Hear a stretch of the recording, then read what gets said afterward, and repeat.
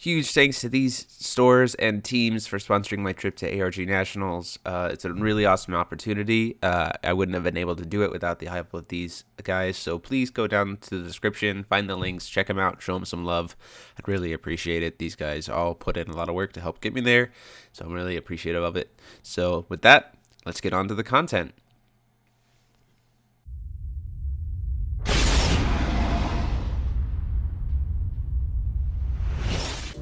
Hey there guys, Demo73 here, bringing you the second deck profile of the day. This is the Fairy, 4-color Fairies. This list was initially coined by Matt Cosmore, but he typically plays it with Reflect Refrain, just for added consistency. But I did want to at least try the deck out with Alice, Girl of the Lake. So this is 4-color Fairy aggro. So Alice, Girl of the Lake is the ruler. She is a Wanderer.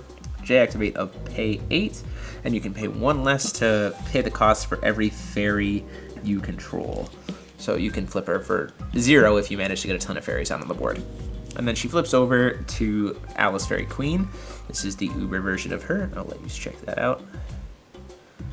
She has flying. She's a 9/9. She's a queen and a fairy. And when she enters the field, untap all fairy resonators you control. And then her God's Art is for 2 light.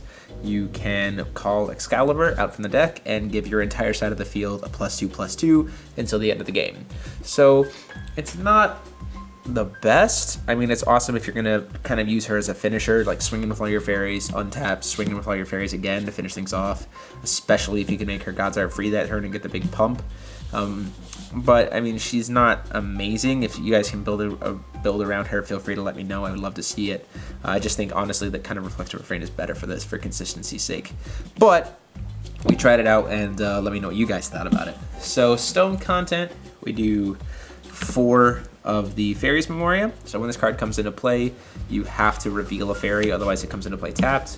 It can produce any color for a fairy. Otherwise, it can produce white, and then you can pay a white and tap it to give a fairy +200/+200 until the end of the turn, a fairy resonator. And then we run 4 green white, and then we run 2 pay 200 for anything Moonshade Stones. Very resonator heavy deck. It's a lot of fairies, so we run 4 Wind Sprites. These produce White Will, so it helps you get into Viviane faster. Essentially, it's the Elvish Priest, but for fairies. 4 Flame Sprite, has swiftness and can swing in, has flying as well, and you can tap it to burn a resonator for 100 damage for each fairy you control. 4 Water Sprites, so when you play this card, you reveal the top card of your deck, and if it's a fairy, then you get to put it into your hand, otherwise it just goes back on top of the deck. Also has flying, so keep that in mind. A lot of these guys have that flying ability. 4 Light Sprite also has flying, and you can tap her to gain 100 life for every fairy you control, so some life gain mechanic. 2 Mechanical Sprite, just you could pay 1 to give her flying until the end of the turn, just another fairy to help with things. 4 Nimue, the fairy, so she has flying, she's a 4/4, Awakening of White, and when this card enters your field, put target card named Protection of the Fairies from your graveyard into your hand, so you can recycle Protection, and other fairies J resonators you control gain 200 defense.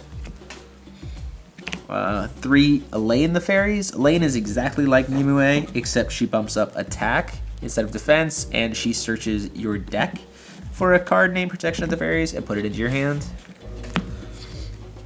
And then the main beater is Viviane, Lady of the Lake. So she has 3-drop, 5/7, flying, and you can tap her to put a fairy that costs 1 into play for free. And then whenever a fairy resonator enters your field, fairy J/resonators you control gain 200 attack until the end of the turn. That includes herself, so she hits board, she procs her own ability, and then from then on, every fairy that enters after her will also proc her ability. So you can, if you have a bunch of Flame Sprites in your hand, quickly tap, bring them all in, and get massive bonuses for Vivianes, especially if you have more than 1 Viviane on the field. You only run 1 of the Excalibur. Probably would honestly want to play 2 just for the same reason like I said before in the Dark Alice, just so if you draw it, you have another one in the deck to grab. But it's not the best, so we just wanted to tweak it around a little bit. So you can tap it to produce Will of any color, but you can only pay Fairy Resonators with it. You can banish it to give your J-Ruler imperishable, and your J-Ruler gains 100 attack for each defense for each Resonator you control.